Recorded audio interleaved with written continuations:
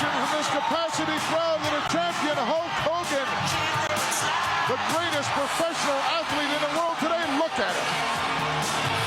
And the greatest charisma that I've ever seen any professional athlete in the world today possess. He is the best now, and he's the best we've ever had. All those old timers who were the heavyweight champions of the world, they pale into insignificance compared to Hulk Hogan. Tremendous individual, tremendous personality, and has earned the respect of everyone, except Jesse the Body. Yes. Oh, just listen to this noise here, my word. Hey, Bryan, how are you? Hey, how's it going? Good. How are you? Doing good. Doing good. First, I want to say, thank you for coming on. I'm just appreciative of that. Dude, I freaking loved it. Awesome work. Just great awesome work. Yeah, man. Nice. I have to say though, for me, I grew up with Hogan. I don't know how old you are. I'm 52. He was the heart of my childhood, smack dab in the middle. 80s Hogan was a tour de force, right? He stood up to bullies. I was eating my vitamins because of him. I was saying my prayers because of him. I was doing all those intangibles. He was a superhero in the ring, and the way he was treated at the what dome? The Intuit Dome, is that where in January 6th of 2025? In LA? Yeah. Whatever the LA arena. Yeah.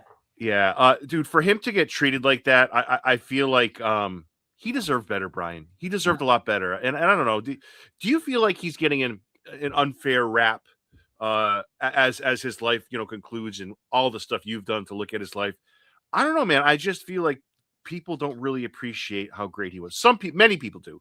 Yeah. But it should be more universal than it is, Bryan. Am I reaching with that? I don't know. It's hard to say what's fair and what isn't fair. And I think people are entitled to their own opinions, which is kind of like why I tried to lay it all out there in the series, and to kind of not tell people what to think necessarily, but to show them, the idea was let's humanize him as much as possible, right? Let's people come into this with this idea, preconceived idea. A lot of people love him, a lot of people hate him, but let's let them see the man. And I'm not going to try to tell them whether he's good or bad. I think that you can be, an amazing, person, can have all these amazing things and also have flawed, human qualities about you as well. So I think it's hard to say, from my opinion, whether it's how he's been treated is fair or not. Yeah, I don't know. I just feel like just watching this doc brought back so many memories, and he saved wrestling twice. You can make the argument he's the pioneer for Make-A-Wish. It just drives me nuts the way he's kind of listen. I know what Terry has done. I get it. Yeah. But it's I don't know. When we look in the rearview mirror, I lived it. Bryan, it's almost like the NBA, right? I listen to NBA on Sirius, the shows, and it's just it's almost like people disregard history past the year 2000. Once you start talking anything before that, it's it never existed because they don't know it. I don't know. I feel like a lot of it is just because of being uneducated and not understanding history. Am I the grumpy old man on the lawn at this point, Bryan? He's definitely been, forgotten. I think a lot of younger people don't know about the history, right?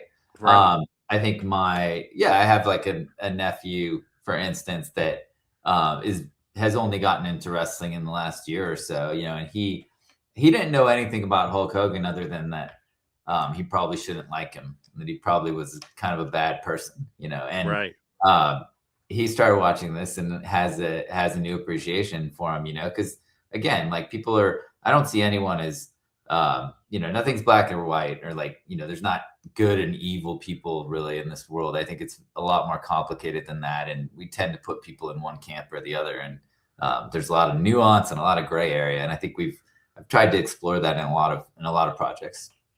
Bryan, and that's a great answer, but I have to also say, if we're being honest about who people are, why is Mickey Mantle regarded with such reverence? But if we dove into his personal life, it's not awesome.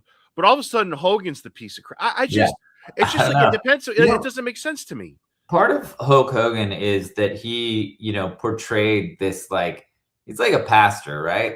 In some ways, a pastor is held to this higher level of accountability, right? Than than Mick Jagger. Like Mick Jagger can do things that, a pastor can't do. Like, Right. very basic things. Like if you put it under one of their names, it means totally different things. So with Hulk, he's living this, Hulk Hogan is this larger than life, like good guy. I mean, he's, say your prayers, eat your vitamins. Like he's like the image of like what we're looking up to as a role model. And he's with these Make-A-Wish kids. And he's like the perfect like image of, both physically, like mentally, everything, like of what, a hero should be. And I think that's kind of an impossible standard to live up to. Like no matter what he did, I'm not making a statement as to whether or not the things he did, what level of bad they were, but I'm just saying, no matter what he did, I don't think he could have ever lived up to, Terry Bollea, the man, could have never lived up to this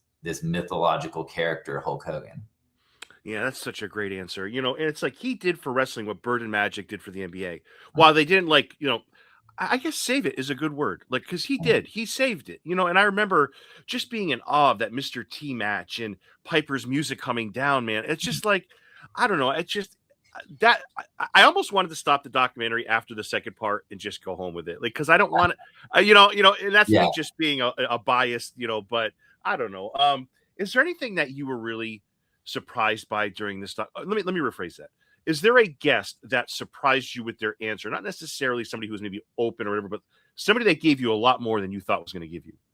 Yeah. I mean, it is interesting because you go into some interviews and you think like this one's going to be gold. And then you like get not much out of it at all. And then you go into other ones and you just aren't expecting what you get out of it. I think, I hadn't, talked to very many of these people personally at all. So I think Bret Hart was surprising that he had so many positive things to say. I thought that was interesting because, the whole first half of their relationship was like really good. Like he looked up to Hulk, he respected him, he really liked him, and then there came a turning point where all of a sudden he hated him for probably like good reasons. I mean, whether or not he should hang on to the grudge is another thing, but like he that turned and shifted. So I was surprised at how many good things he had to say. I was surprised. I mean, I didn't know a lot about Cody Rhodes, but that guy is like so smart, and just the conversation with him and how deep he went with both, his, analysis of Hulk and of wrestling, but also just his knowledge of that world. Like he, grew up in it and is just like a master historian, but he's engaging to listen to. He's so, he was such a great one. I think I got a lot from Kevin Nash too, that it was just one of my favorite interviews ever, where I just, wasn't expecting that from him. And I wish I could have included a lot more, because there was, he just had so many, I just was like, it was this back and forth of just like this, I like really enjoyed talking to him. So there's a few. Yeah, that's a great answer. And I have to say though, like, so Bret Hart is funny because he's the same guy that will say he's the 10 out of 10 on the mic, but then call him like a piece of shit. Like, like what is that? Like, so then I was reading comments that Jim Cornette put, and I feel like wrestling fans nitpick, but I feel like this has been a smash hit. So Jim Cornette puts this post on Reddit, and he says something to the effect of, he was wondering why they didn't include, there was no mention of Hogan's resistance to join the NWO, or how Hogan took digs at Shawn Michaels at SummerSlam. And people in the comment defend this. And this is a great doc. And it's like, you can't include, like, is this going to be 40 episodes? Like, what? Like, those are minor things. Yeah. You can't include everything. So a lot of things were cut for time. And then also you just have to frame it under like, this is the Hulk Hogan story. And it is his, a lot of it is his perspective. Yes, we have counter perspectives, but this is like his biography. It's like, if you go off on some of the tangents there, that the wrestling fans might want, it's just too far to go for Hulk Hogan. So like, but of course there's things I wish we could have included that, and you kind of have to, you get a lot of opinions about the NWO and how the heel turn happened, and, who was where when that night, and like who knew about it, and, who didn't. And like, on a lot of these stories, there are multiple thoughts on how it happened, and you kind of have to pick. And at times, you have to pick one, and just and we would head down that road, because you just don't you can't just have 5 people saying different things either. So people are very opinionated, and I think, and sometimes, I'm not saying that the depiction of everything that happened in this documentary is like completely accurate. I'm saying that this is Hulk Hogan's story, and this is probably close to his version as possible. So yeah, Jim Cornette's the only person that makes Bret Hart look joyous. It's like, come on, you can't put it. Is there anything you left on the cutting room floor you wish you hadn't cut? Yeah, I wish I'd included the Jesse Ventura stuff about the union, where because there was a whole thing where there was a union that was trying to be formed, and Hulk basically like ratted him out, and they found out years later, like from Vince, that it was Hulk that had turned him, and Jesse was pretty upset about that. And like, there was a great edit that we had about that, but ultimately it was too much of a tangent for that episode. It would have been in episode 2, which was this height and this rise of Hulkamania, and to stop down for a negative story about the union in the middle of it just didn't work with the structure, unfortunately. Right. But that's one I wish I had included, for sure. Bryan, was that you at the White House interviewing Trump? Yeah. How was that, man? How was that experience? It was surreal. Yeah, it was quite surreal. It was very, it was definitely, you're sitting there. Donald Trump, again, is, love him or hate him. Again, people are pretty extreme, right? Right. Black or white. Back to the black and white. And that was one of my questions to him. To the president was, a lot of people love you, a lot of people hate you, just like, Hulk Hogan. Like, I feel like people are kind of in one camp or the other, and there's not too many neutral people for either of you. I was like, why do you think that is? So that was one of my questions for him. But yeah, sitting there, he's this person, that's kind of a character, right? That you see on TV or in your, social media streams all the time, that, again, love him or hate him, he doesn't really seem real sometimes. He seems like a wrestling character. He does seem right out of the wrestling. Well, he was in the wrestling world, right? Exactly. Which is why it was kind of important to put him in here. But when you sit down, 5 feet away from him, and all of a sudden he's looking at you and you're having a conversation, you're just kind of like, what is going on here? Like, where am I? This does not feel real.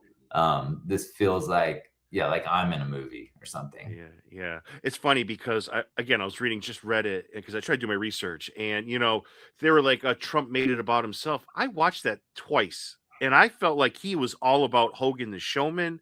I mean, listen, he is who he is, right? But I always thought, I did think watching it, like, he was really complimentary of Hogan, and it kind of made it all about Hogan. I thought people were like, he made it about himself. I didn't see that part of it. I mean, that's the biggest thing from all this is like, the aftermath of this being released is just like, people are looking for the headline, so whether it's Trump made it about himself, or, the documentary was more interested in exploring Trump than exploring Hulk Hogan. It's just like, it's like crazy. You kind of have to let those roll off your back, because you're like, really? Like, he was in there for like a few minutes, and you're going to say that like the 4 hours that it was like, that was thanks to the Hollywood Reporter, who had a wonderful review of the project that I think that Mr. Feinberg that reviewed our film, I think he kind of hates movies. So definitely isn't into our films. Although he complimented our last 2 films in the review, so that was interesting. So, like I was telling you, but on to what you're saying, like when the Cornet put that like negative post, people were like, I love the doc. I have to tell you, Bryan, and I'm not just kissing your ass because we're speaking now. Dude, you had me in tears, and multiple times the way you put it together. Yeah, it's like I'm glad you did. Yeah, and there's a lot of people that do, but I'm also fine if you don't. Like, it's not that. I think it is mixed. He's a polarizing person, and I think that people have a visceral, like, emotional response to him, and sometimes it's crying and you're emotional and you're remembering your childhood, and sometimes it's negative. And I think that's okay. I think that it's projects like that. It's hard as a filmmaker to put yourself out there. But I also have to remind myself, like, this isn't about me, and people have strong feelings about him. And I think that good films are going to be, have a divided audience at times,